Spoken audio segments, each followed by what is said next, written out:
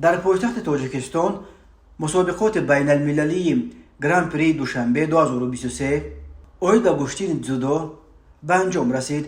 در این مسابقه ها که از 2 تا 4 یونیو سال 2023 دایر شد، حدود 400 ورزشگر از 40 کشور دنیا اشتراک کردند. تیم ملی تاجیکستان با کسب 7 مدال، 3 طلا، 3 نقره و 1 برنجی در بین کشورها جای اول را به دست آورد.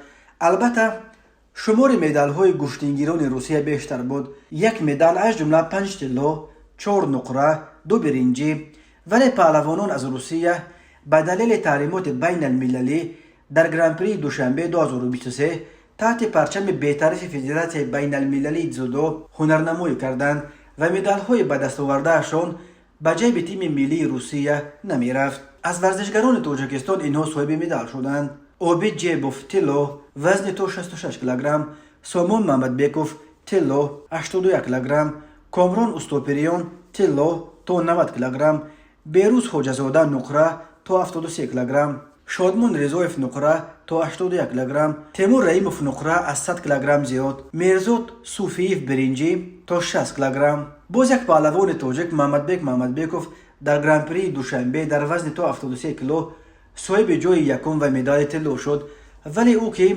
همیشه در مسابقه های بین المللی تحت پرچم روسیه به میدان میبرآمد، این دفعه تحت پرچم فدراسیون بین المللی جودو هنرنمایی کرد. مخلصان در 2 وزن شاهد رقابت های نهایی بین پهلوانان تاجیک شدند. در وزن تا 73 کیلو محمدبیکوف با بیروز خوجزاده، در وزن تا 80 کیلو سامان محمدبیکوف با شادمان رضایف مدال های طلا و نقره را با هم تقسیم کردند. گران پری دوشنبه 2023 با یک شو برنامه زیبا با نام آرزو درباره رسول باقیف، یگانه ورزشگر از تاجیکستان که در گشتین جودو برنده مدال المپیک شده است، آغاز یافت.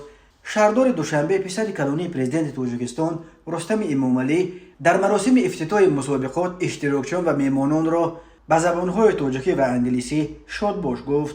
گران پری دوشنبه 2023 نخستین مسابقات بزرگ است که پرزیدنت جدید فدراسیون جودو تاجیکستان اسماعیل محمد ظاهر تشکیل کرد. این نبیره پرزیدنت تاجیکستان همگی چند ماه پیش در پایان سال 2022 برابری فدراسیون جودو جمهوری رسید.